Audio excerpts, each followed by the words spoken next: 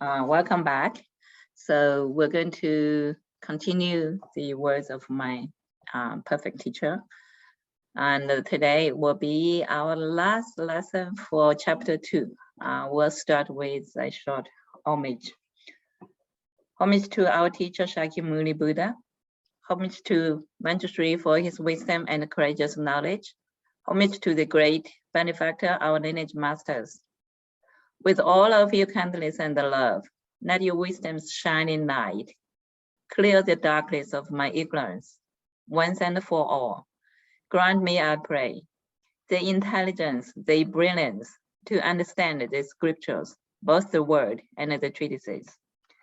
So let's go on to the study with a little bodhicitta, and we not only we want to understand all the good virtuous dharma, we want to help all others to understand, so everyone can be liberated from samsara. So we get so very familiar with this chapter, this slide, and today is the last point. Actually, it's more like summary of the entire chapter. Last week we talked about the seventh point, which is intense awareness of impermanence. Khenpo talked about, so he said this over several times, that the only thing of any use at the moment of death is the dharma. So because our time is impermanent, our time is short, and we never know when we're going to die, so take every moment to practice.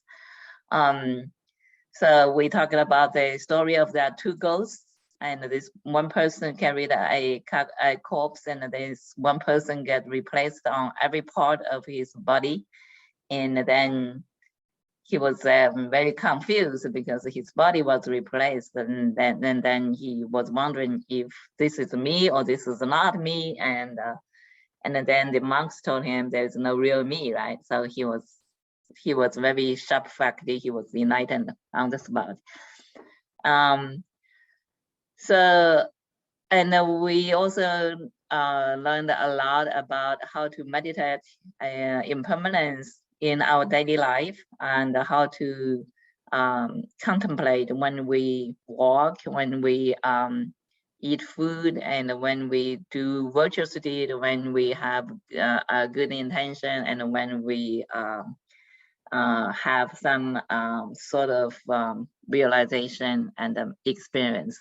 So all those things are impermanent, and that's not worth to be attached to. So we also learned Dakpa Rinpoche's three stages of impermanence, like in the beginning, what it's like, in the middle, and in the end. And then we started a lot of Buddha's teaching from various sutras and shastras, sutras, I think. So and emphasize the merits of practice impermanence, and it equals to like make great offerings. It's even better than make great offerings to the Buddha and his disciples. So it's not only very useful, but it's also help us to accumulate merits when we practice impermanence. Okay, so that's 38, and we go on to day 39. Khenpo talked briefly about the stage of practice. You see this new word here, nammering. This is a Tibetan word. It means practice stage by stage. You go from the lower steps and go like step by step going forward, going up. And Khenpo emphasized again that the practice of impermanence is especially important for all other practice. It's the foundation. Then he talked about the supreme merits of practicing impermanence by three people's teaching, four people's, three, because Gashi Potova was cited twice. He's teaching on impermanence and also he's teaching on nammering. And then Venerable Padampa and Jimmy Jiawe Nyugu's teaching. And if everybody remember, Jimmy Jiawe Nyugu is the my perfect teacher, this teacher. He's Patrul Rinpoche's teacher. So in the very end, Khenpo talk about how we practice, how do we know we did a good practice, and what is the standard criteria for a successful practice of impermanence. He gave two examples. One is from Gashi Karak Gangpo Gangchan, and the other one is from Jimmy Limba. So we'll go through these contents and conclude chapter 2 today. Again, I'll go for the pre-lecture instruction. I'll go briefly explain. And keep in mind, Khenpo keep telling us all the, sometimes you will see they are the same line of instructions over and over again.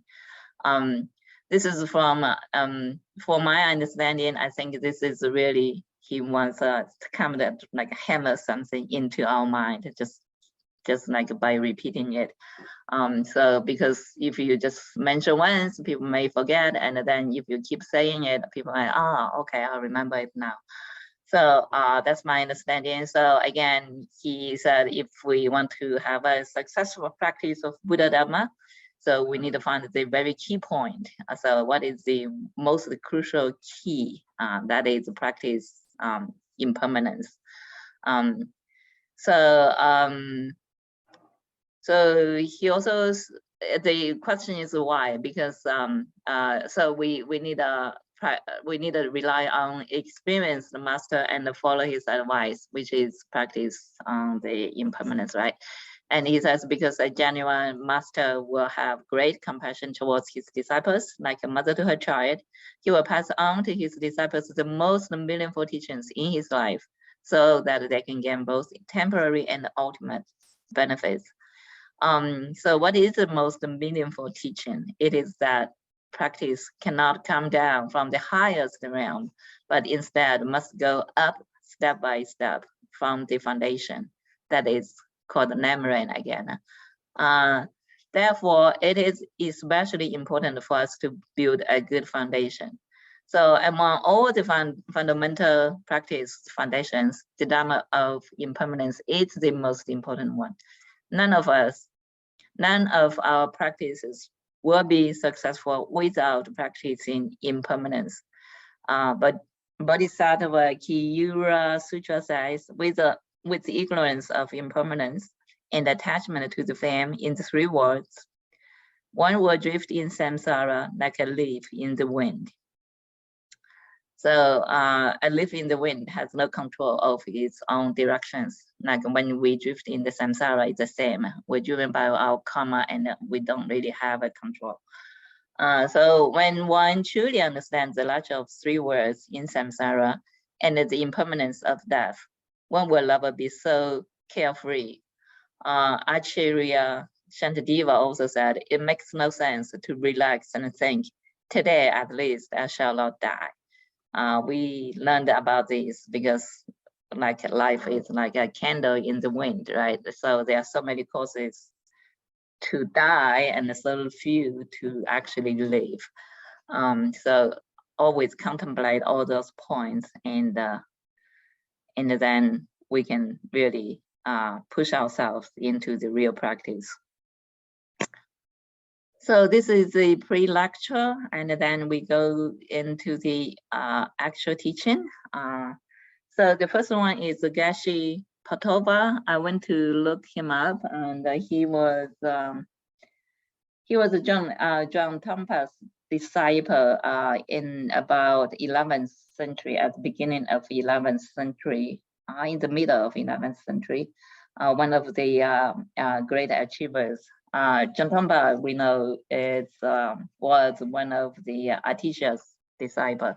So when you see gashi means the what is that school? It's not Nyingma School. It's a school of Gaju. Yeah. So these three there is another scholar achiever called Padampa that we are going to learn some of his teachings. He was actually from India. Well, I'll introduce a little more about him. And then there is another Karaka Gangcham. He's also Tibetan. He was also Tibetan around in 11th century. So those are historical people who lived and practiced and got achievements. Okay, let's start from, who started from? Let's start from Aaron again.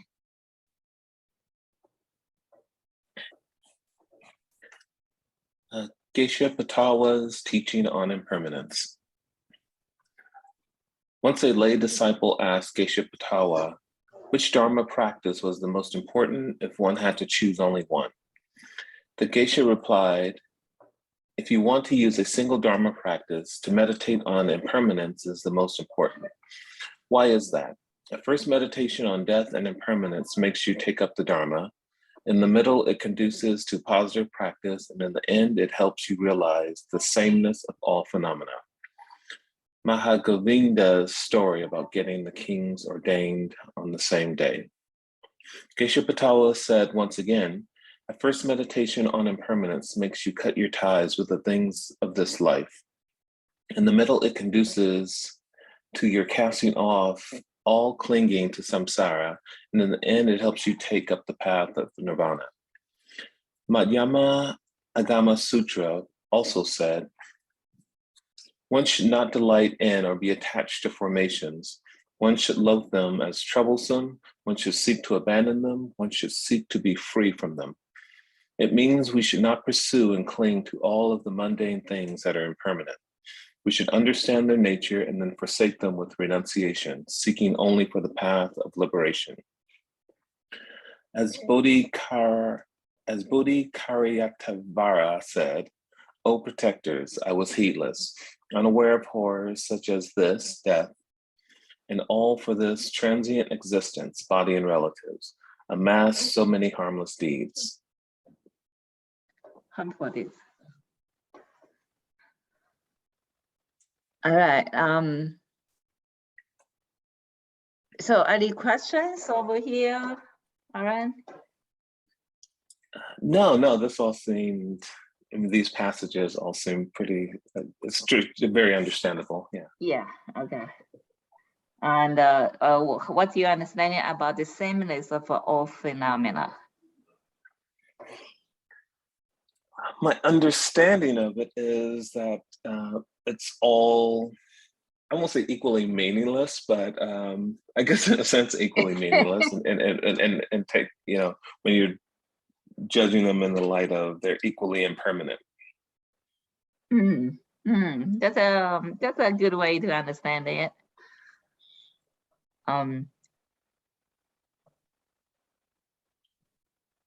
Okay. Okay. So there is this Mahagovinda's story. If everybody read the book, you know, Mahagovinda was Buddha's previous incarnation when he was in the Kosa Grand. So he was very capable, and he helped the old king and for all his affairs. And then the old king had 7 sons. Each one of them became a king, and so he helped them. He helped all these kings become, all these 7 sons become their own kings, and then he got tired of all this secular life and mundane words, and he wants to be ordained himself. And then he went to tell those the 7 kings. And the 7 kings all says, oh, please, can you wait for us? I will go with you, but we need to arrange. We need to wait for like, how many days? 7 days until the sons grow up, and so they can take over the national affairs, so they can become kings, so they can not go. And the Maha Govinda says, well, in 7 years, I don't even know if I myself is going to be motivated anymore. So I need to go now. You either go with me or you don't go. And then the argument went on, and then apparently he convinced all the seven kings to be ordained on the same day that he got ordained.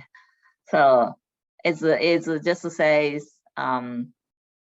sometimes even our good intentions, like to be ordained to practice Dharma, those ideas, even for a sharp faculty person, may not be consistent, and it's very impermanent. So if we make our decisions to do some virtuous deeds, and better to do it now, it's just now. So that is that story about, by the way, that book is called The Great Biography of Shakyamuni Buddha, right? Also they called the White Lotus.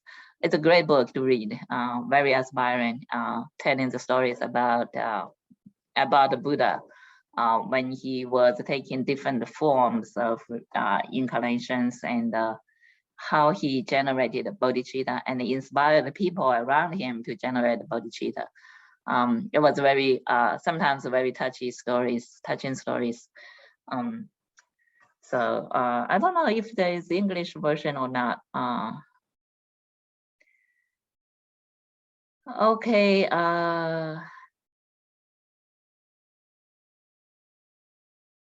So we should not be attached to formations. And so think about the formations. There is more meaning about the sameness. I think it's a great way to look at this. So all these phenomena is same equally meaningless. I like that explanation. But you can go a little deeper. The union of emptiness was and the appearance, all that. But we don't need to go there. Okay. All right, let's go move on. Geshe Padova went on for more about impermanence. Let's get the next person. Irene. Geshe Patoa's teaching on impermanence. Geshe Patoa had also mentioned, at first, meditation on impermanence makes you develop faith. In the middle, it conduces to diligence in your practice. In the end, it helps you give birth to wisdom. Geshe Patoa continues, at first, meditation on impermanence, until you are fully convinced, makes you search for the dharma.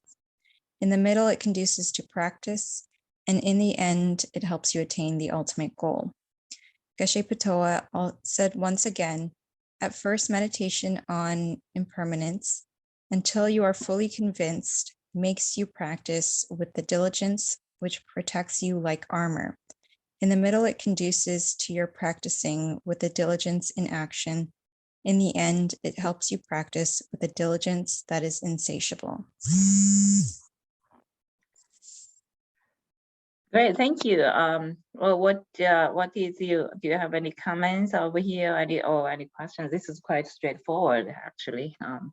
Any comments? Yeah, it's pretty straightforward, but I mean, just the whole lesson in general, just the emphasizing meditating on impermanence first, that really like struck a chord with me just reading through the whole lesson. And I was thinking about how throughout my journey with Buddhism, I've always tried to have such a true understanding of, I know we'll get into it later, but emptiness and compassion. That's something I used to really strive for when I first got into Buddhism. Mm-hmm. I would meditate on it a lot, read about it, like carry mantras around with me that I would recite throughout the day. But it took me a really long time to realize that I don't have a true understanding, or I haven't really gained much depth, because I'm still very much under so much influence and delusions about reality, whether it's like my thoughts or wealth or accomplishments or anything like personal gain. So I've managed to gain some understanding of reality and what's real and what isn't truly meaningful. And I've peeled back some of those layers of like that habitual thinking and perception, but I know that I've only scratched the surface and there's so much more to peel away and discard from this like lens that I have, or my view. So just reading through this lesson, it makes so much sense to meditate on impermanence first, because as you know, Geshe Patoa said, like even in the last slide, it helps us cut ties with the things in our lives and cast off all that clinging to samsara, because all of those meaningless things that I'm still clinging to, it makes its way into the rest of my practice, and I don't really progress any further. I saw that I kind of like hit a wall. So, I mean, making impermanence a priority in my practice is extremely important, and to like take my time to really allow it to permeate every thought rather than just rushing to the next step, or, you know, racing to the end, to like enlightenment. So yeah, those are my thoughts. Wow, great. Thank you so much. It's for wonderful sharing. So indeed, that's one reason I always say this book changed my entire attitude towards life, and towards my searching, like for fame, for success, all this, the worldly concerns. I really dropped a lot of that, not completely, but a lot of that. I just start to be really convinced that all these teachings are so true, and when you really contemplate on that, and you know what is the most meaningful thing to do with your life, with the short life we have.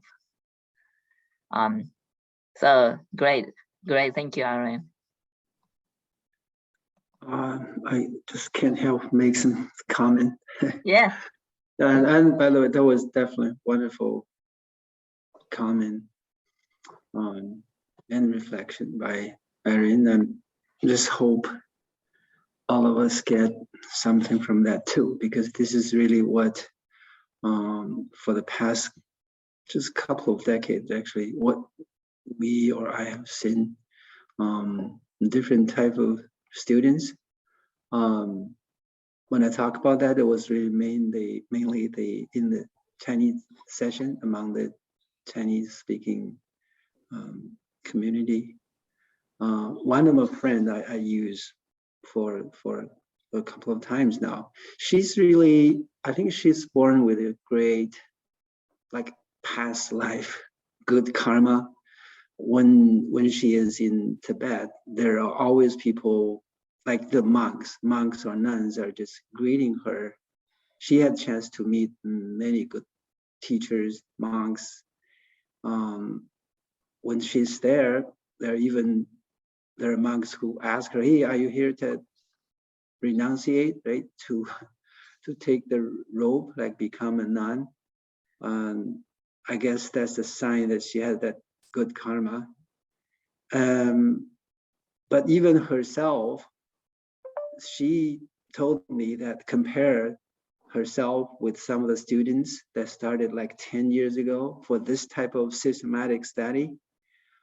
It made so much difference, right? For those who really kind of very blank, maybe knowing nothing about Buddhism at the time. 5 years later, it's quite different.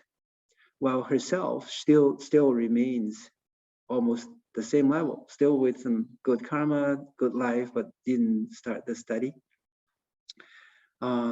Actually, when I say this today, that conversation was about a few years ago, like 4 or 5 years ago.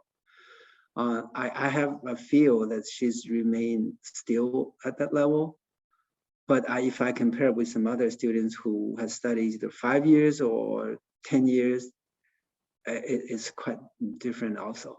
I guess probably because of today's, that our capacity, we're born in this age, you know, science, logic, information, knowledge, rationality, if you will, right? We like to be convinced by all these logics.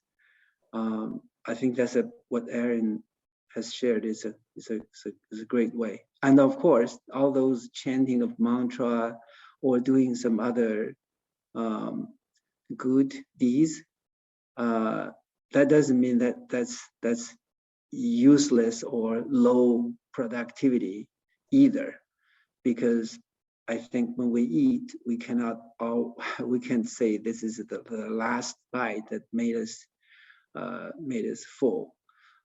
So it's a graduated step also. Sometimes you do need like chanting sutras or chanting mantras or do other type of good deeds in order to accumulate enough merit, even in order to meet this type of teaching.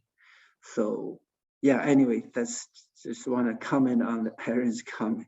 Thank you. Great, thank you so much. Yeah, we have seen a lot of practitioners drop out because without of this kind of studying from the fundamental teaching. So okay, so some visitors.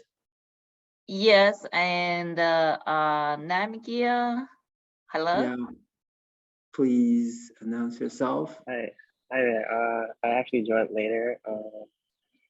Calling from Minnesota here at the Barnes & Noble. I'm actually a Tibetan Buddhist.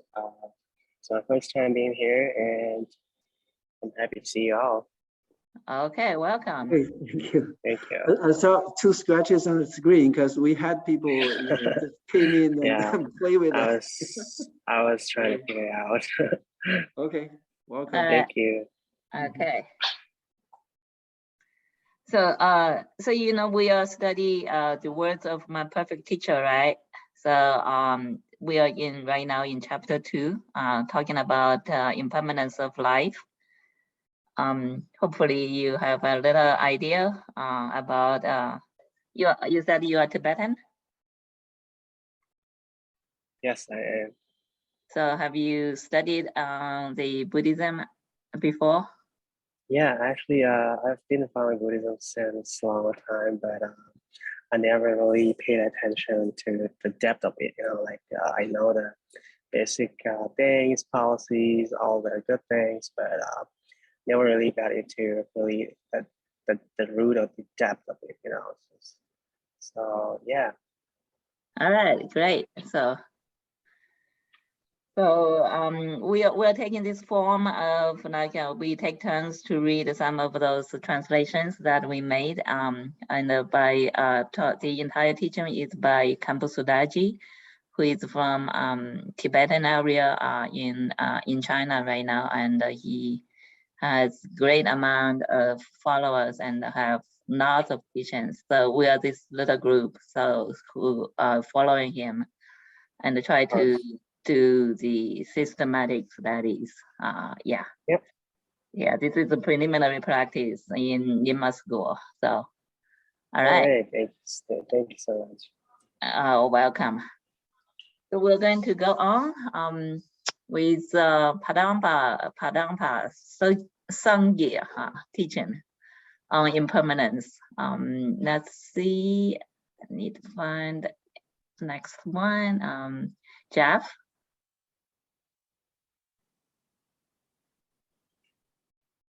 Yes. And Padampa Sangye says, at first, to be fully convinced of impermanence makes you take up the dharma. In the middle, it whips up your diligence, and in the end, it brings you to the radiant dharmakaya. By practicing impermanence, one will obtain the luminous dharmakaya in a short period of time. There was once a king and his favorite consort was estimated to only have 7 days to live. Helplessly, the king had no choice but to give his consort an arhat Bikini. bikihun. The arhat shaved the consort's head and made her a nun and instructed her to meditate on impermanence. As expected, after 7 days, the consort left the world. However, because of the blessings from practicing the dharma of impermanence, she was reborn in the God's realm. Later, she came to listen to dharma from Buddha Shakyamuni as a god and at least realized the ultimate truth. It is evident that as long as the dharma of impermanence is listened to and contemplated on, one can cut off the root of samsara and obtain genuine liberation. Unless you feel this sincere conviction in the principle of impermanence, any teaching you might think you have received and put into practice will just make you more and more impervious to dharma. Impervious to the dharma, the Tibetan term is shos dread, let dharma bear.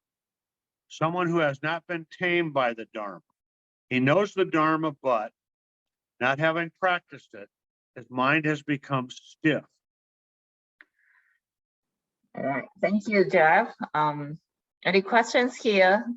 How do you understand? As long as the dharma of impermanence is listened to and contemplated upon, you can cut off the root of samsara.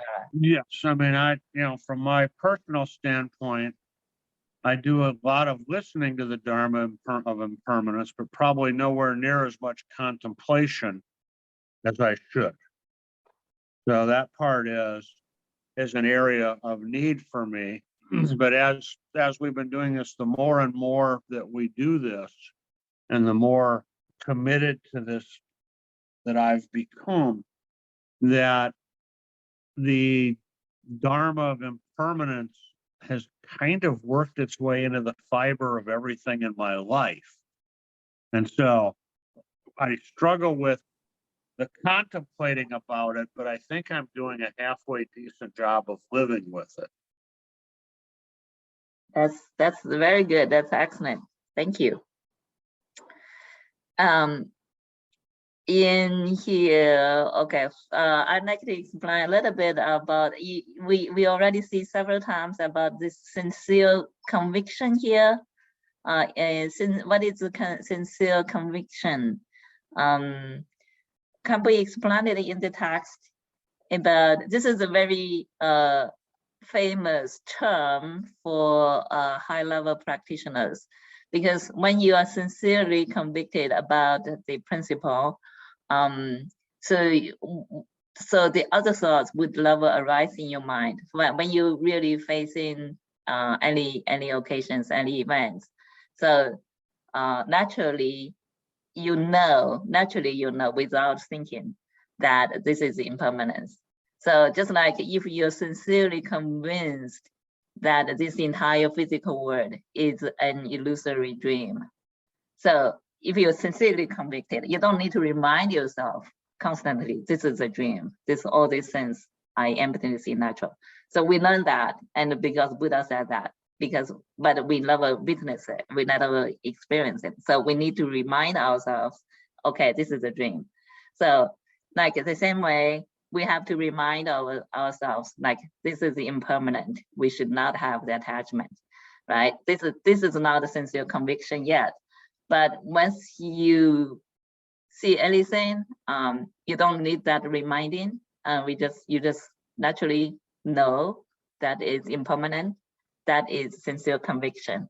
So you don't need to go through your conceptual thoughts anymore. Okay. So this Dharma bear. This is a very interesting term. You see a lot of people, they can really talk about emptiness, they talk about bodhicitta, they talk about compassion, they can talk everything very fluently and very convincingly to others, but they don't do it, right? And they know all the ideas, but they don't practice and don't put it into use.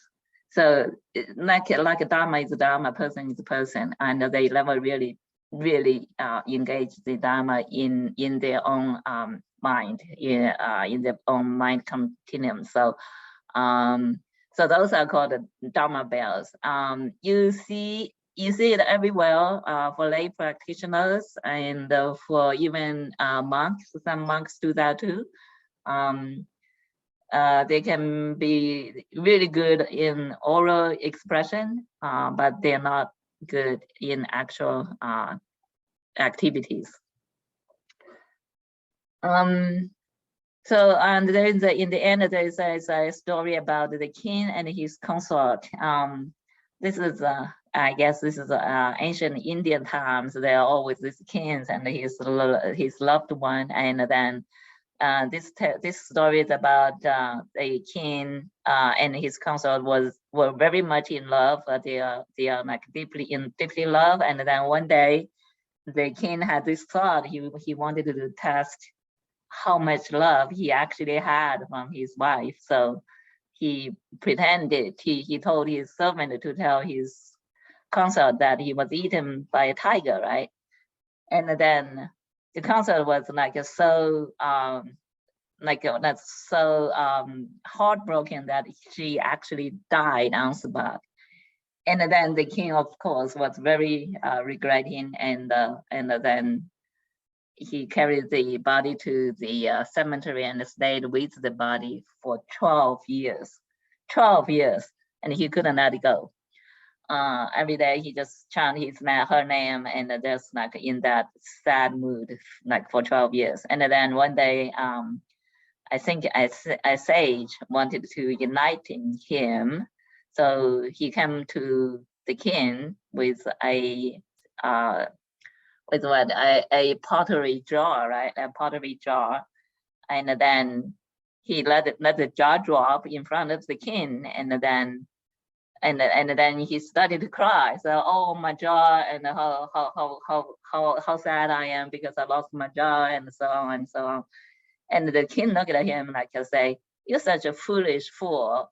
It's just a jar. It's broken into pieces, and just get another one." And the king, the sage told the king, says, "Look, my jar even still has pieces remain here, and your consort has long gone with no dust, not even a little dust left. So you are still here mourning for her. So you're even more foolish than I am."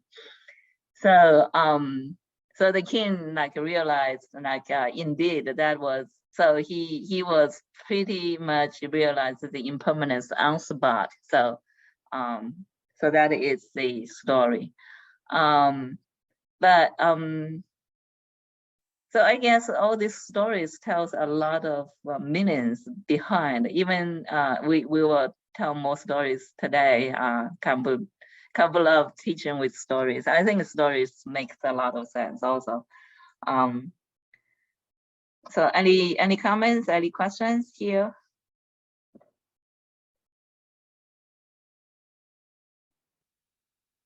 Okay, so let's be careful not to be dharma bear, okay?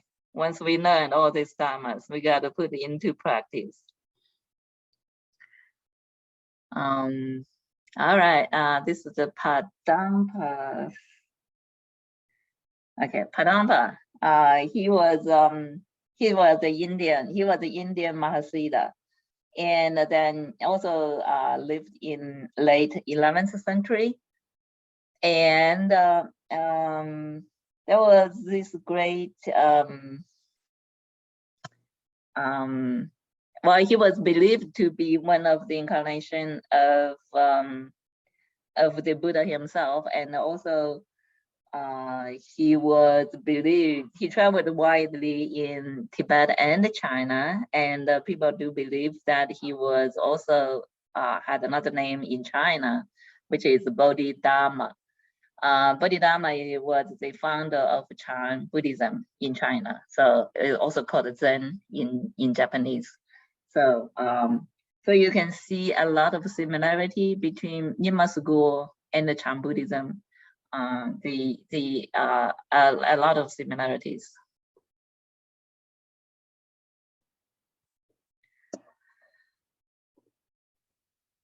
Okay, let's go on.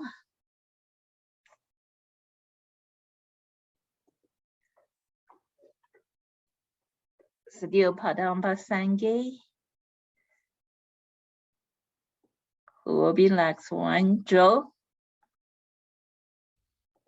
Rampa Sangye also said, I never see a single Tibetan practitioner who thinks about dying, nor have I ever seen one live forever. Judging by their relish for amassing wealth once they don a yellow robe, I wonder, are they going to pay off death in food and money? Seeing the way they collect the best of valuables, I wonder, are they going to hand out bribes in hell? Ha! To see those Tibetan practitioners makes me laugh. Nevertheless, when he later met Jetsun Milarepa, he said, among all the practitioners in Tibet, you are the only one who has attained a state of desirelessness, businessless, and practiceless. So perhaps Padampa had not yet met Milarepa when he made that comment.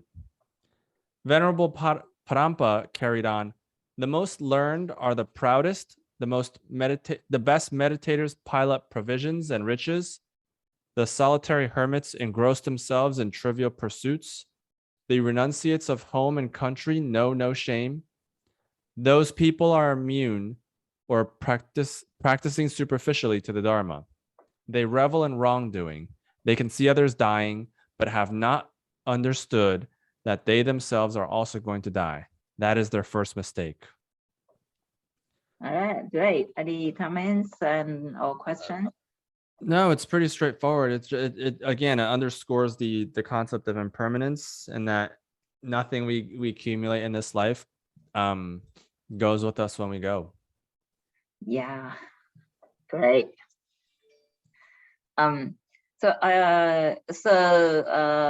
Oliver, would you like to explain a little bit about this state of desirelessness, businessless, and practiceless?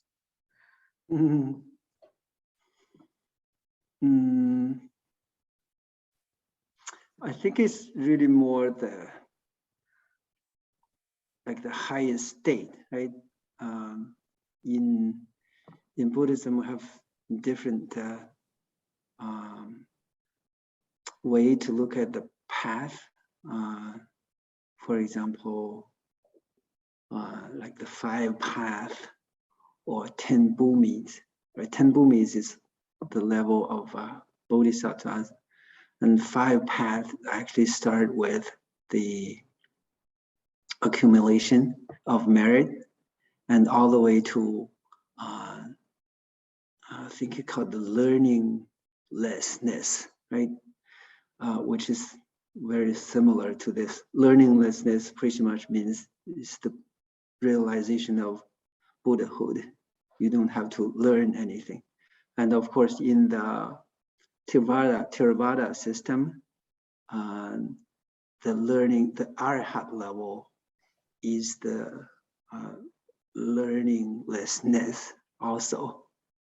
I think those are the comments, very high comments or compliments to Milarepa that the state that he has reached. Right, thank you. It is that what is called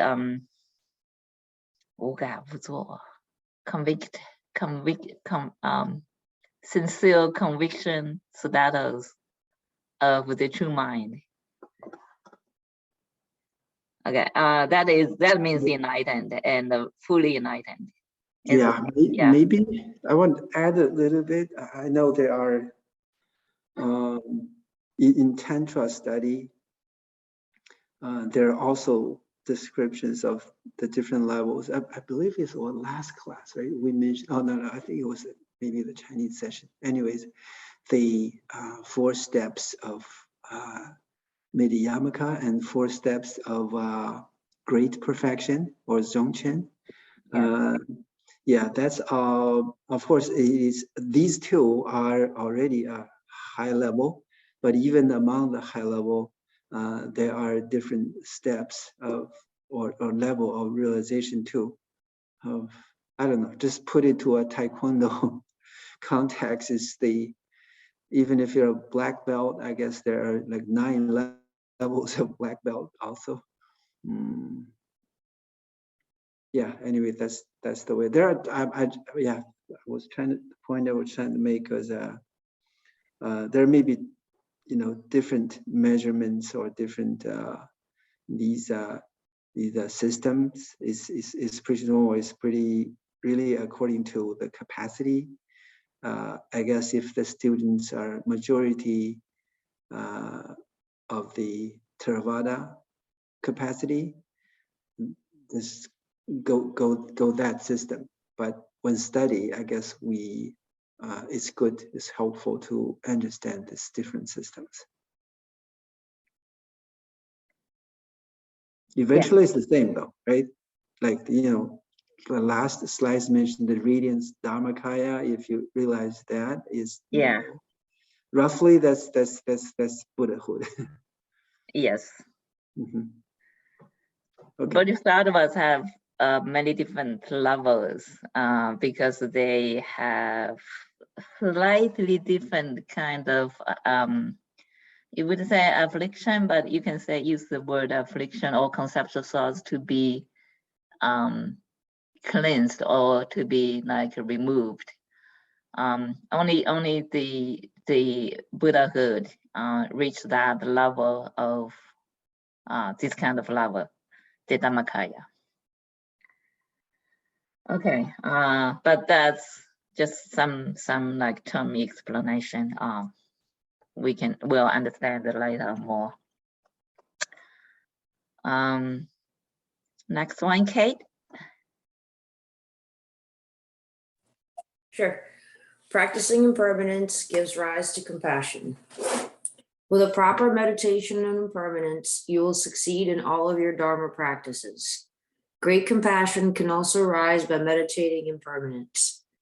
If you understand how sentient beings are like reflections of the moon in rippling water, mentioned in Entering into the Middle Way, changing from moment to moment, never free from nature of suffering, your great compassion will rise naturally.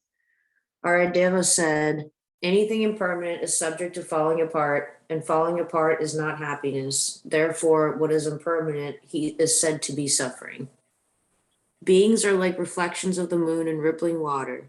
Seeing them as fleeting and as devoid of intrinsic nature, the Bodhisattva's mind falls under compassion's sway, yearning to set free every transmigrating being. Entering into the Middle Way by Chandrakirti. Anything impermanent is for sure suffering in nature, with no pleasure at all. Some people think of themselves as the happiest person in the world when they find a good job and have a good family.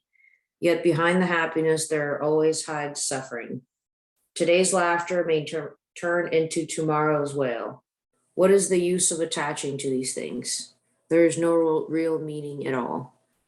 Story about a woman with terminal illness and Dzogchen Rinpoche in Tibetan Book of Living and Dying.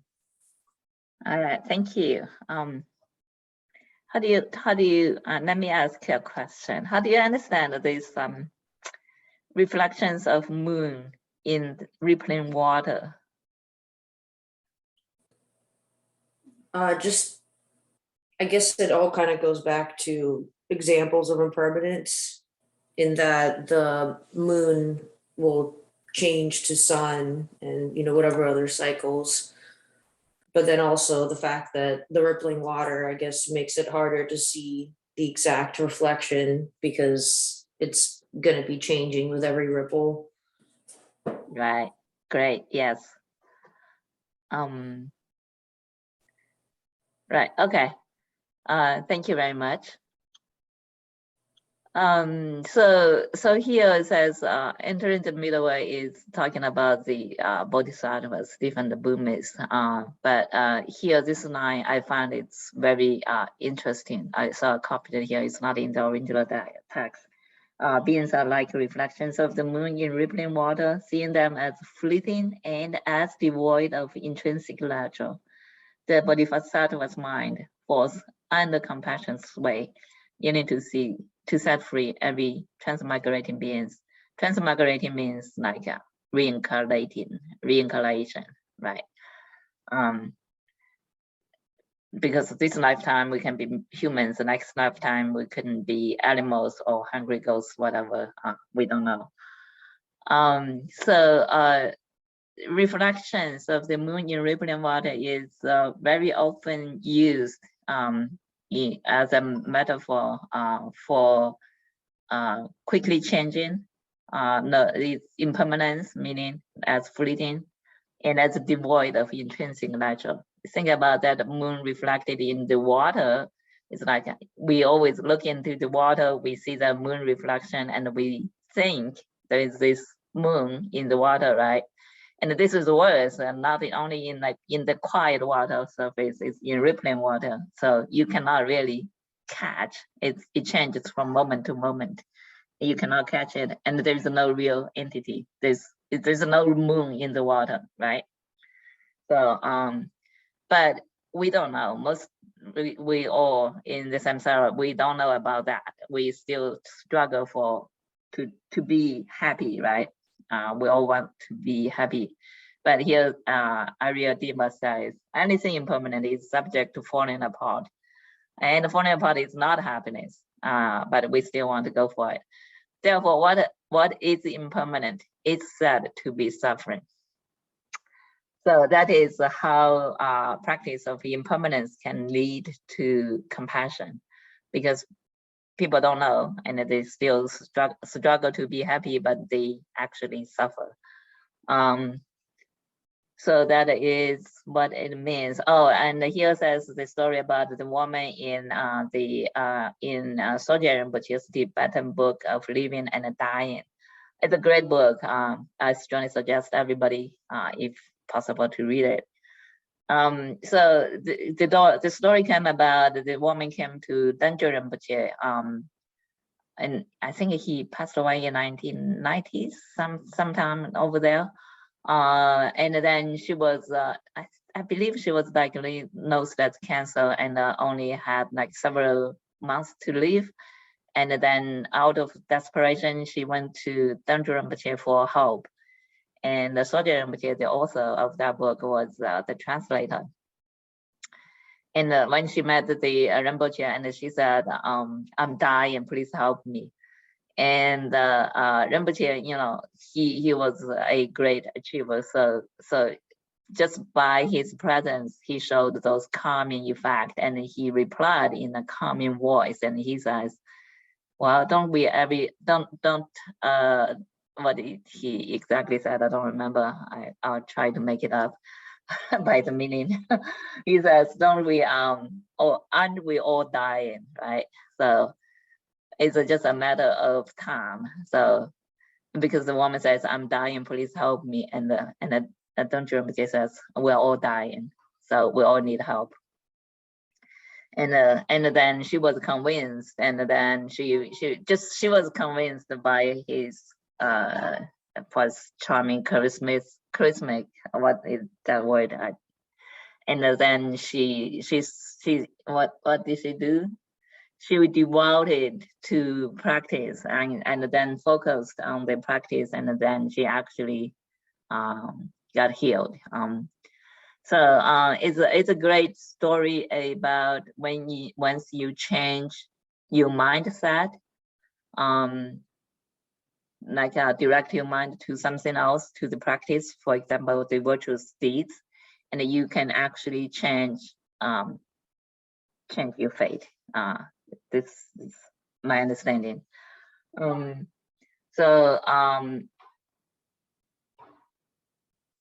Any questions here? Would people believe it or not believe it? I've heard stories about the reverse, where people get diagnosed with terminal illness and doctor says they have 3 months to live, and that's all they focus on, and sure enough, 3 months or not even 3 months later, like it actually happens. So it becomes a self-fulfilling prophecy.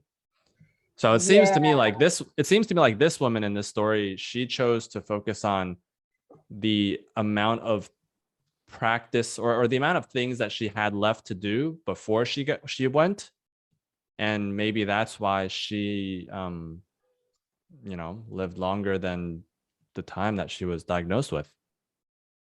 Okay, I'm opening my book here, and in the book, Khenpo said she accepted some teaching about death, and then she understood there was hope of liberation during the death, so she focused on that practice.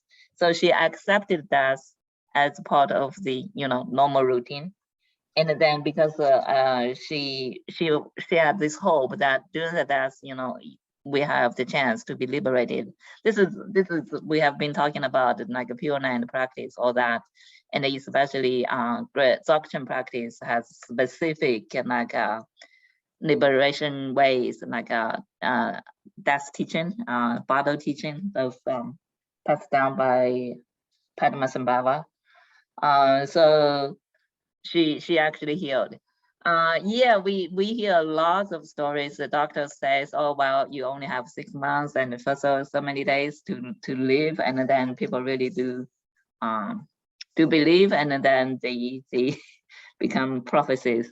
It's unfortunate that the modern medicine do not really take a lot of mind power into the healing process. Which is to me, from my point, is a great mistake. I think we all have certain level of mind power to heal ourselves.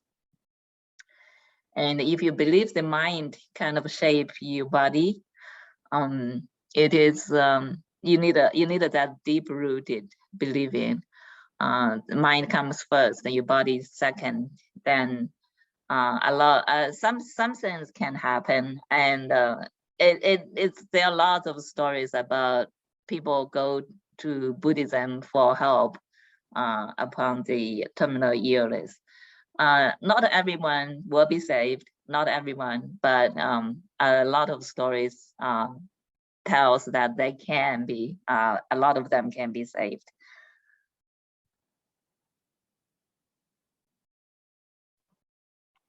So beyond the mind, okay, yeah.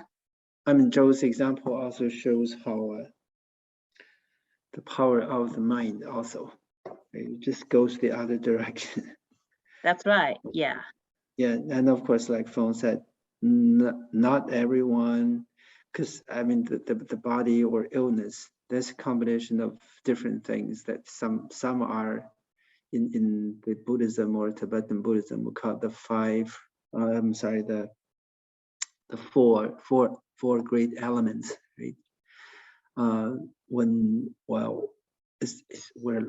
We're studying impermanence here, we're not expecting these aggregation, right? The combination of these 4 elements to last forever. So that's, first of all, that's pretty natural also. But in many times, in many times, that illness are very, very mind related. I guess pretty much any kind. Maybe even the mind is a bigger part. I hope that the medical study will go, maybe especially the Western medicine study will go that direction more. Because in this one, it's just like science, right? Seeing is believing. It's all these kind of, data and the matter and all those. But I think even in some of the more traditional, like Chinese herbal, as an example, there are a great amount of mind involved also, and not to mention this. Buddhism tradition, there are examples, but again, it depends on what level of mind power that we gain. Myself, I do see the difference.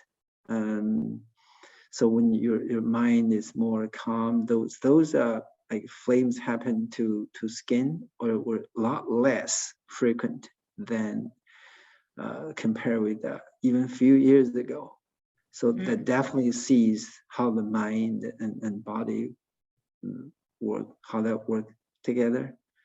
And so that direction and that delta, is important, right? That shows me things could still happen, but it gives you some good the trend that it shows. So yeah, to me that's good. Just want to comment on this. And also I just put the chat box, the 5 path. I'm sorry, it's not learninglessness, is of no more learning, the path of no more learning, or a path of consummation. That's when the comment that Milarepa received from Padamba Sangye, right? Yes. Yeah. Okay, great. Great. Thank you.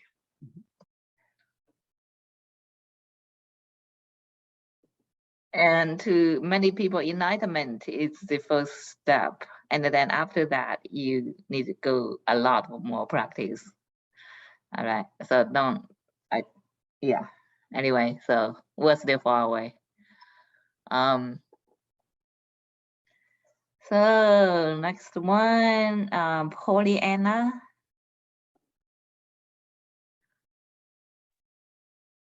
Criteria of a successful practice of impermanence. Geshe Patowa. Meditation on impermanence is therefore the prelude that opens the way to all practices of Dharma. When he was asked for instructions on how to dispel adverse circumstances, Geshe Potova answered with the following words. Think about death and impermanence for a long time. Once you are certain that you are going to die, you will no longer find it hard to put aside harmful actions, nor difficult to do what is right. After that, meditate for a long time on love and compassion. Once love fills your heart, you will no longer find it hard to act for the benefit of others. Then meditate for a long time on emptiness, the natural state of all phenomena. Once you fully understand emptiness, you will no longer find it hard to dispel all your delusions. Stage 1. If you contemplate on impermanence of death repeatedly and give rise to the sincerely convicted view of impermanence, it will not be hard for you to avoid negative actions and conduct the virtuous deeds. Stage 2. Based on practicing impermanence, plus meditation on the sentient beings submerged in the ocean of samsara and suffering all the time, and thereby one gives rise to the true compassion, then it will not be difficult to benefit sentient beings. Stage 3. Based on practicing compassion, if you can incessantly meditate on the real nature of all phenomena and determine everything as emptiness and selfness, it will be very easy to cut off the delusive attachment to all forms and generate an extraordinary tantric realization of primordial purity. Okay, great, thank you. So what do you think about these 3 stages of practice? I think these stages are really logical, although I haven't reached any of these. And I think that but this definitely gives us a really clear path on what we should practice on. Also, it also shows that practicing impermanence is so important and fundamental. So that means we should really put our mind, like keep our practice like practice very, very stably on the impermanence, so that after we can build up really good foundation, we could go higher and higher, and to get really to know our heart, the nature of our heart. Otherwise, it's going to be just like building a building without any foundation. Awesome. Thank you very much. Yes, indeed. So it can lead to really high level if we go step by step. This is all what it is about. Again, that term labyrinth, this is a Tibetan term about practicing stages, stage by stage. And in the end, we can realize the primordial purity, which is the true nature of our mind. Cut off all the delusive attachment to all forms. It's not easy, but keep doing it. We'll get there one day. Any more questions over here? Okay. Next one. Let's see, Tashi.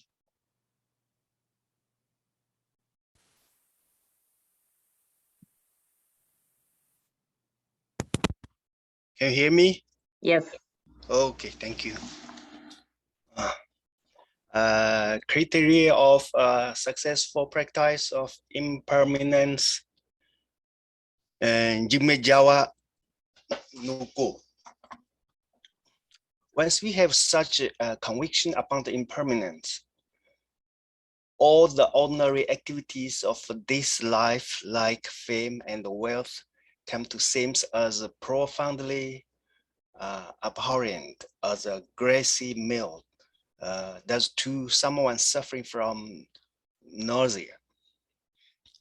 My Patrul Rinpoche, a reverse master, Nyingma Nobu, are often used to say, whatever I see of high rank, power, wealth, or beauty in this world arouses no desire in me. That is because, seeing how the noble beings of the old spent their lives, I have just a little understanding of impermanence.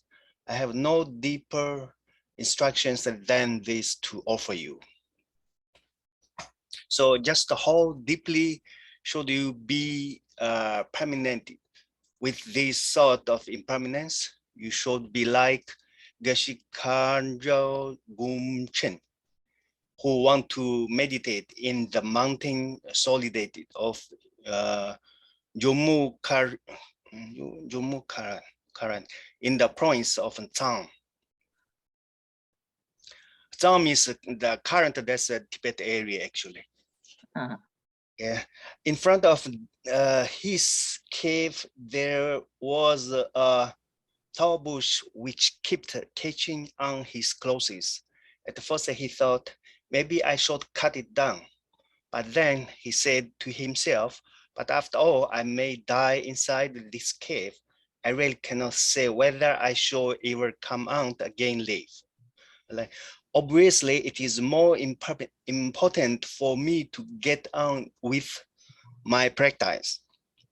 When he came back out, he had the same problem with the thorns. This time he thought, I am not at all sure that I shall ever go back inside. And so it went on for many years till he was an accomplished, enlightened master. When he left, the bush was still uncut.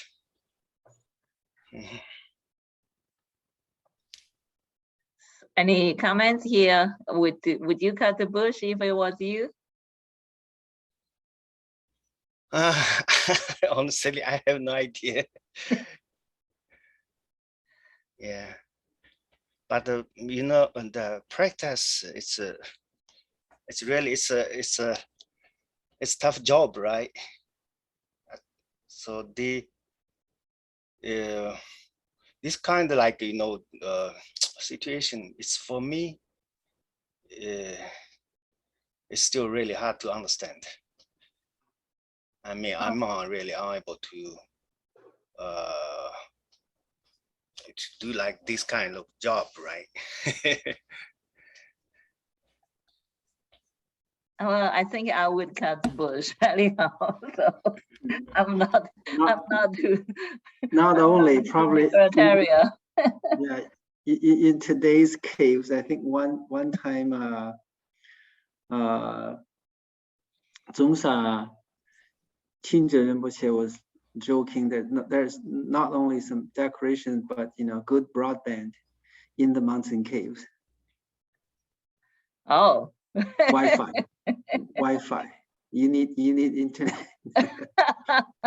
That doesn't make sense. You don't when you do your retreat, you don't need Wi-Fi. Never know. Today's probably the meditators are not as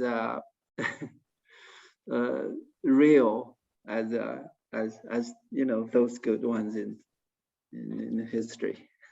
This is really my real questions, because nowadays people, in like a meditate caves, there are many, right? In all, or in many actually temples, they have like locations. But my question is, do you really have a like a Wi-Fi or internet? Because once we have this kind of stuff, then we will have always communication with outside. Then I think there is a problem, right? Yeah. Because we will get the informations. We were watching like YouTubers and have like chattings, connections with the outside friends, family. Then it's really very different from the real, the old style, the traditional way, right? Mm-hmm. And maybe the result is really different. Yeah, I think when I listen to the on top, not on top of, but when Khenpo finished his teaching, and then other master give this the continue the teaching, additional teaching too. He was when maybe cutting this thorn bush is no big deal. It's easy. There's maybe just one cut, but it's really the mind. Once you cut that, and then you find, okay, this road, this path is really, just full, just dirt. Maybe let's put a few pieces of stone so that I can walk easily. And then on top of that, okay, maybe we're missing rail, because every time we went in and out, it could be dangerous, right? Fall, I don't know, into the cliff or whatever, right? We need a rail. Then it's endless, right? And all these will lead you to the Wi-Fi today, right? Easily. Yeah. So that's really the mind. It's not the thorn bush itself. Yeah, I think that's what Khenpo said. Even though this story seems like very simple on the surface, it actually has deep meaning. Yeah.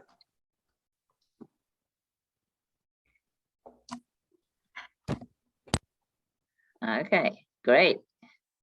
So don't cut the bush. Remember. I have a quick question on that last slide.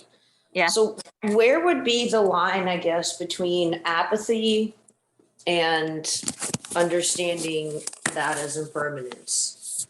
So there are some things that would still need to be done. I mean, I know in the example of like the cutting down the bush, that it was used just as an example that it leads to, I guess, more wanting.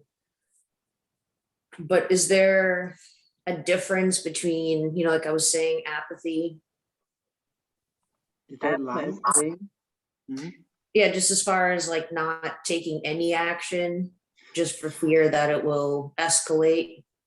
I think it's maybe helpful when there probably is hard to draw a line that fits everyone. This is the mind, right? I guess one good practice is when we do something, we can just reflect a little bit, a couple of seconds. Is this for, more or lack of impermanence, right? Lack of understanding of impermanence. I think as long as we keep this impermanence in mind, we just can continue. Well, I guess do everything and give a little bit reflection. I believe from many practitioners, actual practice, I guess myself also as an example, it will just gradually change you. For some of them, maybe quickly or more. And again, I think we don't go to extremes, right? Even, okay, before I talk about that dream again or matrix again, we don't go extremes. Doesn't mean, especially for us, we are not, all these examples in this words of my perfect teacher are those great achievers. I realize this now, but not 10 years ago when I started learning, because all the names are so not familiar with me. It's just another person, right? Like this Kala Gongchun Gershi and then all these Jime Jawa Nyugu, all these. Jime Jawa Nyugu is actually one of the lineage masters of great perfection. All these are great names, that they're great practitioners. I guess their behaviors are all at that highest level also. We don't have to, we're not, and I guess first of all, we're not even renunciated as monks or nuns.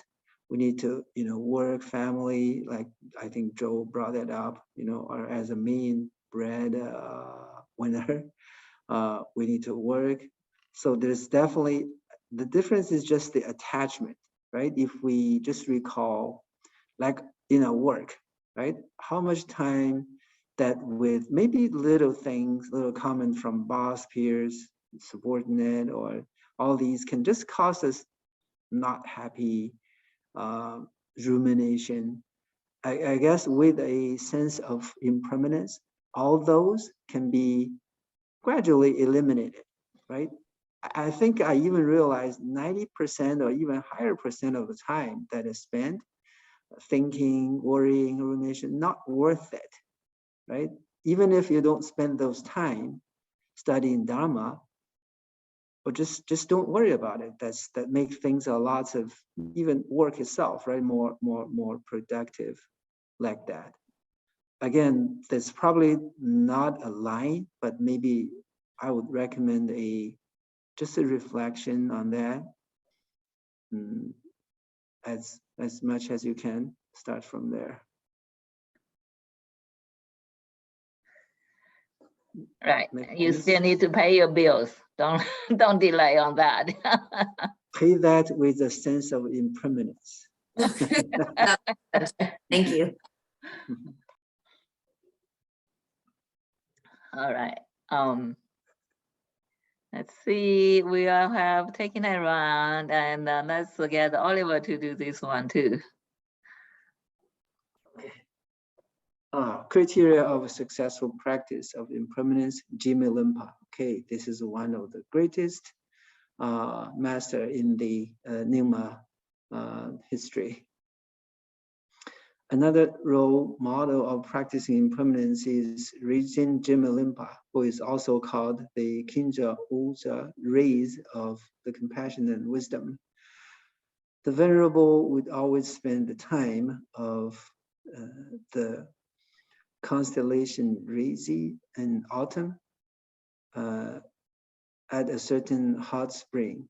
The size of the pool had no steps, making it very difficult for him to climb down to the water and sit in it.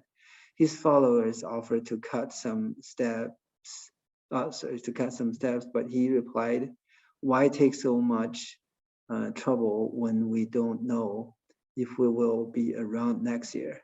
He would always be speaking of impermanence like that. We too, as long as we have not fully assimilated such an attitude, should meditate on it. Start by generating bodhicitta, and as the main practice, train your mind by all these various means until impermanence really permeates your very thought. At last, After you generate the view of impermanence, conclude by sealing the practice with the dedication of merit to all sentient beings. Practicing in this way, strive to the best of your ability to emulate the great beings of the past. Okay. I think it's along the same line. This is just similar to that thorn bush again, right? If you just do the step, you probably will go further. That's why it has to stop here. I guess especially Nyingma himself, honestly, don't really need to practice. These are the masters that just came back, probably already realized a long time ago. Just came back to, as a human being, human rebirth, to teach. So it's really, I think, for his students. Of course, himself just teach as an example. He'll do that also. And again, if you talk about in the Nyingma history, if you mention a few important figures, there will be Longchenpa, and of course Mipang Rinpoche, and Nyingma Rinpa is definitely one of the main, right? I think at some point we're going to study some Tantra works, and if someone has studied one of his work, it's actually called the Ishi Lama. Once you study that, that's probably the highest level of even in the tantric teaching. I hope everyone will be able to, have chance to study at some point. All right, thank you. Yep. Yeah, Sure. he's the one to really propagated the Longchen Nyingtik, that one from Longchenpa, the teaching from Longchenpa. Longchenpa created it, but did not teach many disciples. Nyingma Rinpa was the one who spread it really widely. So all this dharma, all the dharmas we learn today, including this book, from this same lineage from Nyingma Rinpa. All right. So we have one last slide. Yeah, here we talked about a few masters. First, this is the summary of this chapter, and then Khenpo put a prayer to Dharma King Patrul Rinpoche. So he's our director master from who transmitted this teaching to Khenpo Sodargye, and we learned from Khenpo Sodargye. And Nyingma Patrul Rinpoche got most of his teaching from Mipa Rinpoche. He was also another great. Khenpo's comment to him is he was one of the only two historically, including Tibet and India, who started from the beginning with all knowing, the omniscience. I don't remember the name of the other one from Tibet. Khenpo's comment says all other masters show they need to go through this learning process. And Mipa Rinpoche was one of those who did not need to go through that process, because he wrote a book when he was 7 years old, and which answered most debatable questions at the time in Tibetan Buddhism. So at the age of 7. So these are the prayers to omniscient Longchenpa, who was the original master who put together all these Nyingtik teachings, including Ngöndro Nyingtik and all those 4 hard drop teachings of our lineage. So so I'll go just reading through those prayers. So the first one is the summary of this chapter. Impermanence is everywhere, yet I still think things will last. I have reached the gates of old age, yet I still pretend I'm young. Bless me and misguided beings like me, that we may truly understand impermanence. This is written by Patrul Rinpoche, of course, from the original book. So he was very humble. He says, like, he says he's like still think since we're last, and of course he did not, but we do. I have reached the gate of old age, yet I still pretend I'm, yeah, that's me. Also, so just we need to contemplate over those lines like over and over again, just really to have that conviction of the impermanence. So the prayer to Dharma King Nyingma Patrul Rinpoche. So this is the like Khenpo always says, when we do our practice, we should pray to our master, lineage master, right? He is our lineage master. This is the lines that we use for praying. So in the pure realm of the great sacred site, the 5-peaked mountain, the blessings of Manjushri's wisdom ripen in your mind. Nyingma Patrul, at your feet, I pray. Inspire me with your blessings. Transmit the realization of the wisdom mind lineage. So, so for beginners, it's difficult to really have generate faith in these masters. But after you practice a while, you'll get the feeling. Same for me. At the beginning, I didn't even know I never met him. I didn't know who he was. And after all the teachings by Khenpo Sodargye, and you see how he behaved and what he taught, and you're like, I'm convinced myself. So I think it takes a process. But for those great masters like Omniscient and Longchenpa, those are different stories. So I think everybody can go read their stories and their biographies, and it was great to read all the stories about these masters, and you will generate faith and generate confidence in the Dharma as well. So I just read these two. Prayer to Omniscient and Longchenpa. In their hermitage at the Gangri Toka, the White Skull Snow Mountain, it was there where you accomplished all supreme merits and attributes. Through hidden practice as yogin, you perfected 2 profound essences of treasure. To Longchen I pray. Longchen was his real name. Prayer to Omniscient Mipa Rinpoche. The wisdom of Manjushri, lion of speech, arose in your heart, and you trained in the infinite aspirations of Sambhata Bhadra, performing the enlightened actions of the Buddhas and the heirs. Khenpo Sodargye, to you I pray.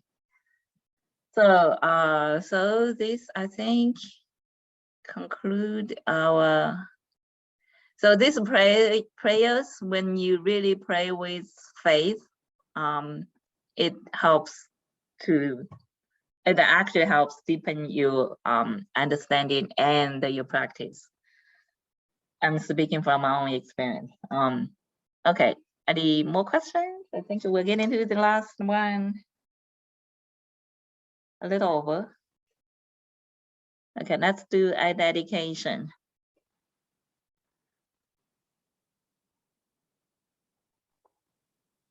By this accumulation of merit, may I obtain all seeing omniscience, and may all faults be defeated.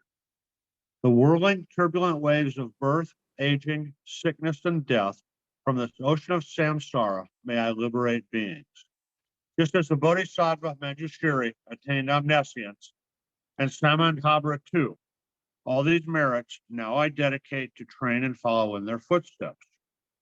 As all the victorious Buddhas of past, present, and future praise dedication as supreme, so now I dedicate all these roots of virtue for all beings to perfect good actions. Om Aham Vaja Guru Padma Siddhi Hom. All right. May the view of impermanence arise in everyone's mind stream. Thank you.